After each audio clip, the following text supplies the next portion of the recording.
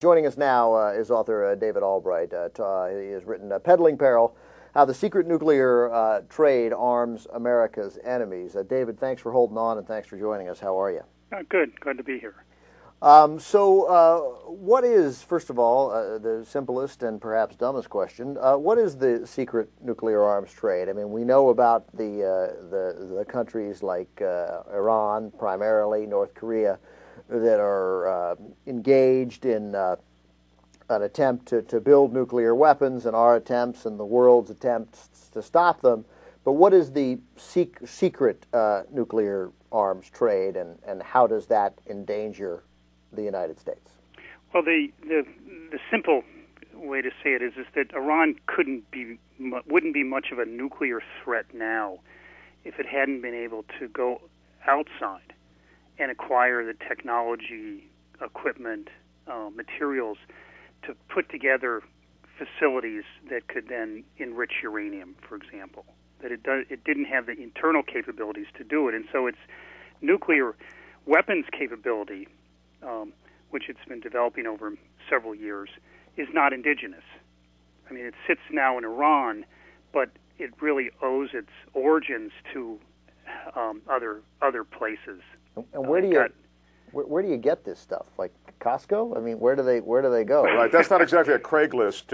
Yeah, well, it varies. Sometimes some of it was from Pakistan's nuclear weapons program through AQ Khan. Yeah.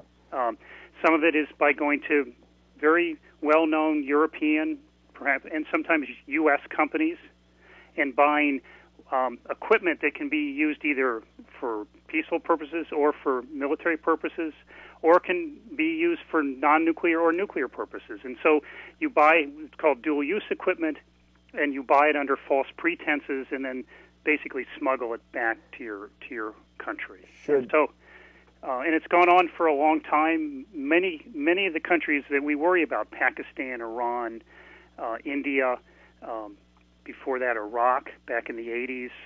We don't have anything to worry about with Iraq. They'll be fine.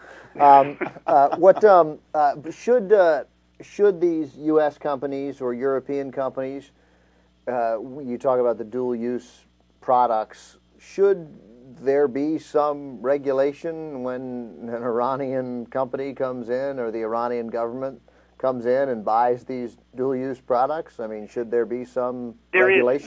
There is regulation, and should there be more regulation? Well, what it is that it's not. The laws can always be improved, but what needs to be improved outside of the laws is for industry to be more aware of what their products can do.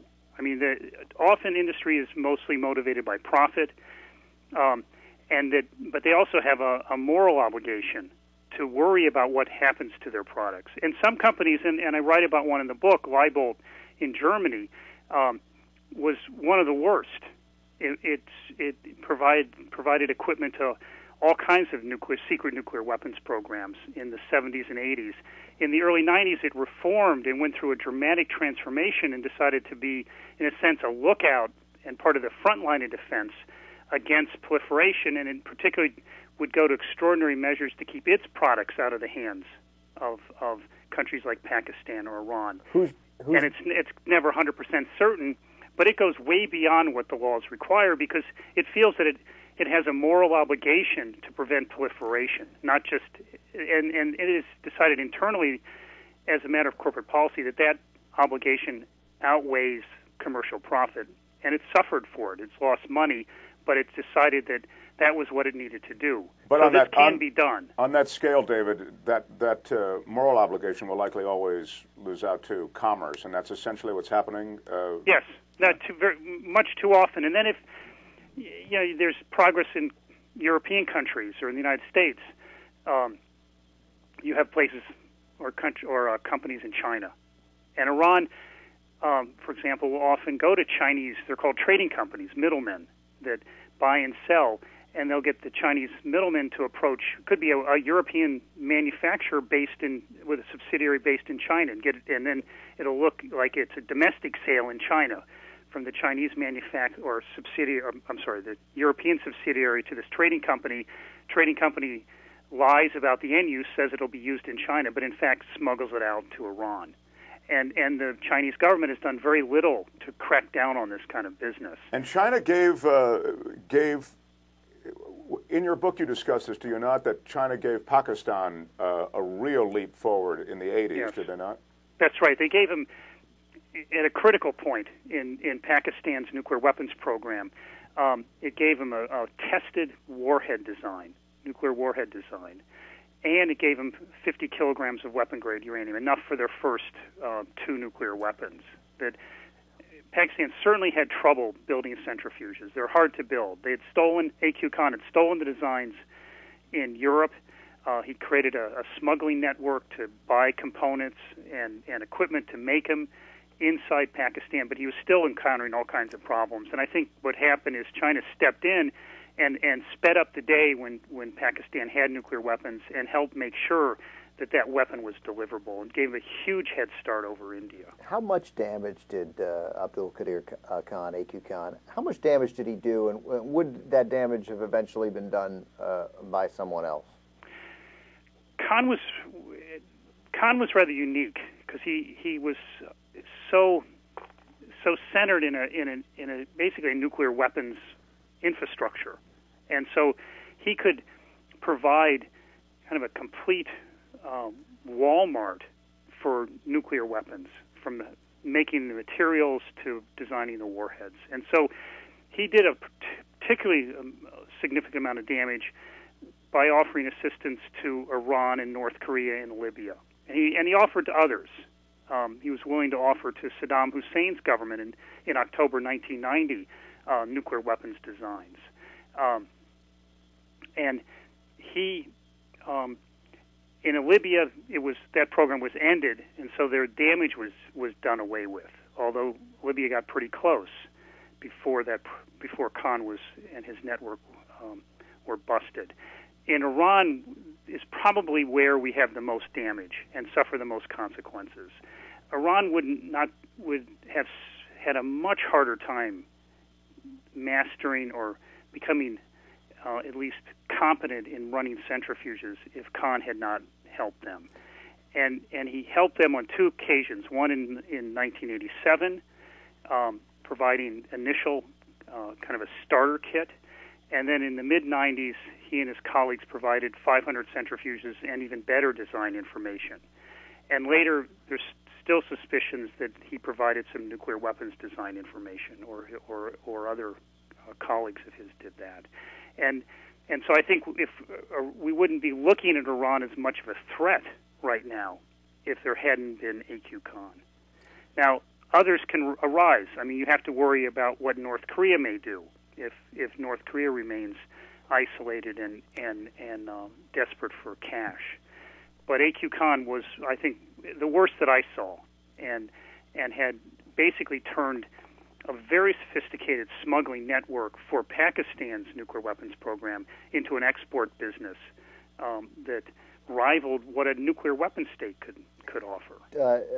David, how confident are you on a scale of 1 to 100 that in the next 10 years some independent, non-state terrorist group will acquire a nuclear weapon?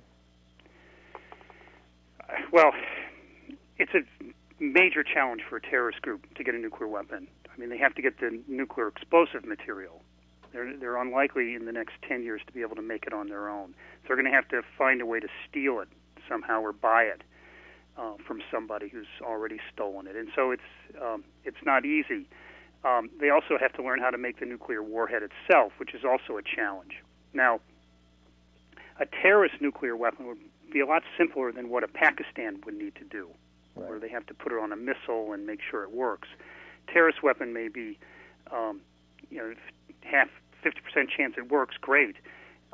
It can be large, because it'd be probably delivered by a truck or a ship.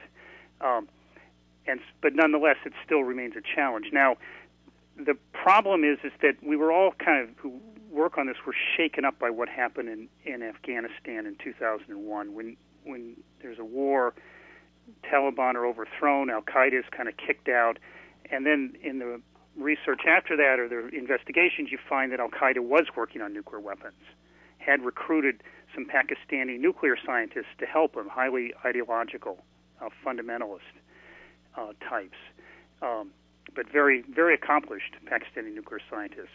And so then naturally, the obvious reaction to that is invade Iraq. Well, and I think the logic was very wrong. Right. And but the lesson from Afghanistan is to me was that the terrorists can work on these nuclear weapons in quasi-failed states, and they can get help. Right. They still depend on, in a sense, smuggling. They can't do it on their own, and they certainly are going to have to smuggle the nuclear material. And so you have to worry a great deal. Now, you asked me on a 1 to 100 how.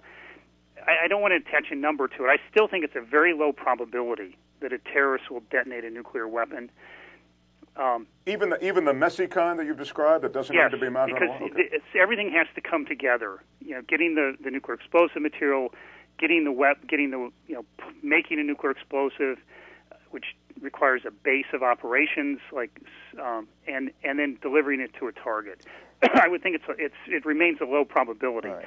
and I don't want to attach a number to it because I don't think it's very hard to do that kind of analysis. Ben makes everybody attach numbers to things. Right, I do love numbers. Yeah, but I will say, think about it as the Chernobyl nuclear reactor accident. Yeah, I mean that was the very low probability of happening too. Right, and the nuclear weapon going off would be so catastrophic that it's incumbent upon us all to try to make it a situation that never happens, and to make the probability and work to make the probability lower and lower through better protection of nuclear explosive material. And President Obama has an initiative to try to do that over the next 4 years, to deal with the problems of terrorists in a broad sense, not just in a military sense.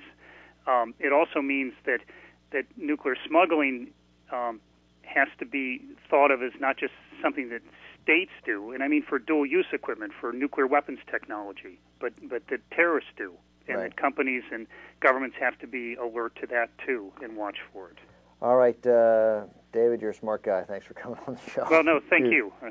David Albright is the author of Peddling Peril, How the Secret Nuclear Trade Arms America's Enemies. It's available now on Amazon.com. David, thank you very much for joining us. Okay, thank you.